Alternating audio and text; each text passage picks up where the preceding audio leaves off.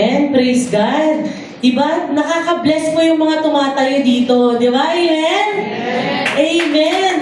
Alam niyo po yung mga tumatayo dito, ngayon ko lang po sila naririnig na nag-word, pero ako blessed na blessed talaga sa buhay nila. To God be all the glory for that. Alam niyo po ang natutunan ko dun sa word ni Sister Donna, meron pong dalawang uri ang makasalanan. Lahat tayo, we are all sinners. Amen? We acknowledge that we are all sinners. Pero may dalawang klase ng makasalanan. Ang makasalanan na may pride at makasalanan na humble.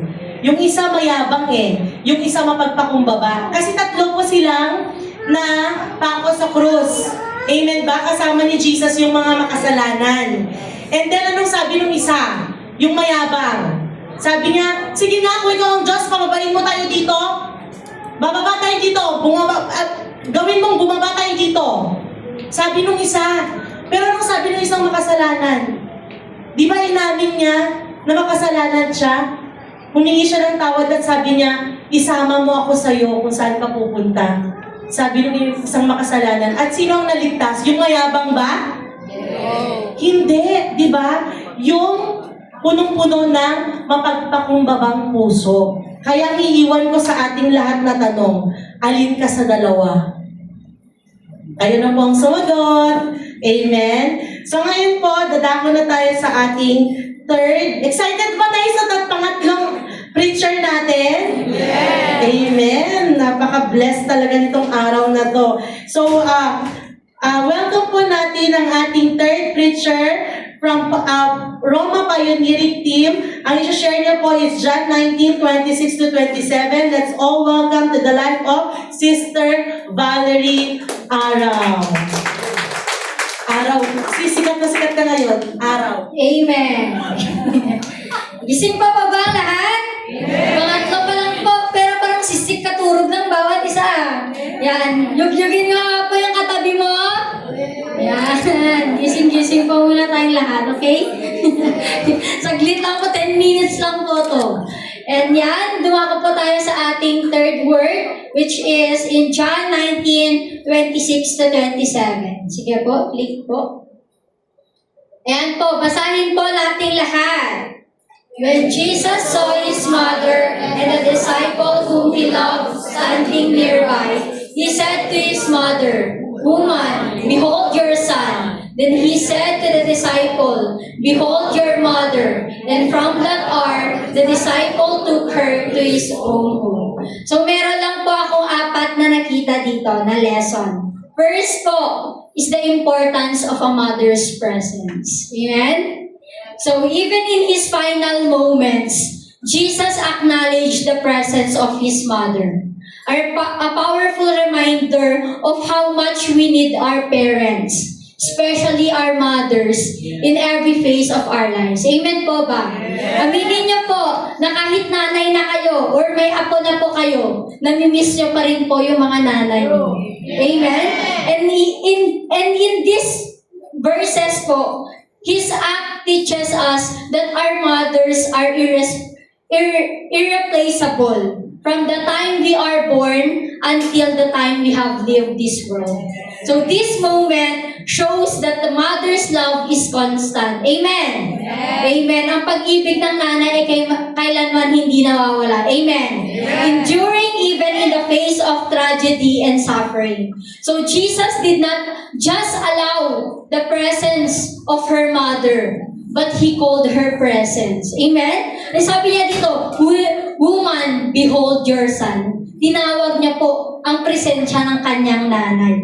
And this highlights the emotional and spiritual connection between mother and child. And lesson number 2, Jesus honored His mother with care and assurance. In this saying, "Behold your son," then si John po yung disciple na nandoon sa tabi ni Jesus nung time na to.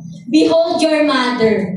Jesus ensured that his mother would not be left alone even as he was dying. Amen? Napakagrabe ni Lord, no? Na even sa pagkamatay niya, naalala niya yung nanay niya.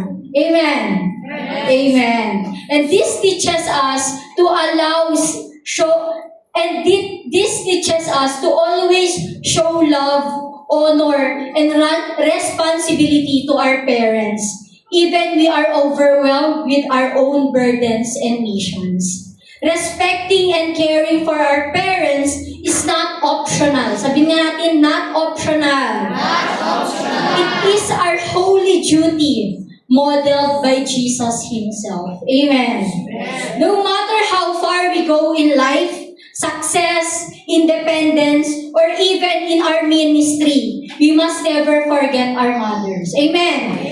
Amen. And ito po yung message ni Lord para sa lahat na may family trauma or napapagdaanan ng pains and hurts sa mothers, sa children, even the grief. Yung mga parents or yung mga anak na nawalan ng anak or mga anak na nawalan ng parents. The crucifixion is not just about pain. Amen. It is all about healing. Si Lord, hindi po siya napako para makita ng bawat isa, para makita ng parents, ng mother niya, yung pain na yun. Kundi, ginawa niya yun because He wants to heal all of us. Amen? Napakabuti ni Lord. Amen po ba? Sabihin mo, Jesus healed me. Jesus Amen. healed me. Jesus speak not only to Mary and John, but to every person who has experienced brokenness, loss, or wounds from family. To those who lost parents or children, God says, I died on the cross to heal all the pain in your heart. Mary's pain in losing her son was unimaginable. Yet Jesus' assurance to her was a source of healing. Amen? Sa isang ina, kapag namatayan ka ng anak, makakalimutan mo po ba yun? Di ba? Hindi mo mai-imagine na mamatayan ka ng isang ina, ay ng isang anak. Pero si Jesus Himself, inassure niya na yung nanay niya na yun ay mag-heal from those pains and hurts. Amen? Amen. And Jesus' words was abound to that pain. Sabi niya, behold thy mother. This was not just a transfer of responsibility. Hindi niya lang po transfer yung responsibility kay John. Hindi niya lang sinabi na alagaan mo yung nanay ko. Hindi lang po ganun. But it was a gift of comfort.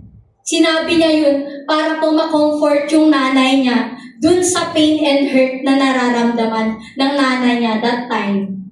Naiintindihan po ba natin? Amen. Yan. Medyo seryosong mukha ng bawat isa. Number 3, lesson 3. God's tender love for women. So God's love for women is clearly expressed in how Jesus honored His mother. He didn't just die for the sins of the world, but He died to assure women that we are loved, valued, and cared for. Amen? Tayong mga ina, hindi naman ako ina, pero sa mga babae, madalas kasi yung trust issue sobrang taas. Takot tayong masaktan dahil sa pag-ibig. Takot tayong masaktan kasi ganito yung nangyari sa atin, ganyan. Pero si Jesus yung standard. Amen? Si Jesus yung naging standard. Pinakita niya dito that women, they are and they should be loved. They should be valued. And they should be cared for. Amen?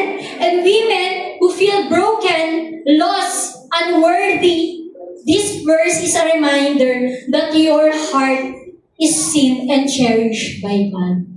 Amen? Sabi nga po ni Ate Jeff kanina, kahit walang nakakakita, alam ni Lord ang nararamdaman ng bawat isa. Amen? Jesus' last act of love was for a woman's protection, showing how deeply God values womanhood. And lesson number 4, loyalty is priceless. Sabihin nga po natin, loyalty is priceless. Loyalty is priceless. And sabi dun sa ating verse, and from that hour, the disciple, which is John, took her to his own home. So these lines speaks about the loyalty and responsibility. John did not walk away after Jesus died. Diba? Nag-stay siya. And finulfill niya yung trust ni Jesus na binigay sa kanya ni Lord. Amen? He became more than a friend or disciple. He became more than a friend or a disciple. He became a spiritual son to Mary. Amen? Siya yung nagtayong anak para kay Mary. Kasi inalagaan niya po si Mary. And this teaches us that true loyalty goes beyond words. True loyalty goes beyond words. It means showing up, stepping up, keeping your promises, especially in times of loss. Pag sinabi po nating loyal tayo, it means we need to show up. We need to step up. We need to keep our promises. Lalo-lalo na po in times of loss, in times of difficulty. And that's loyalty. Amen?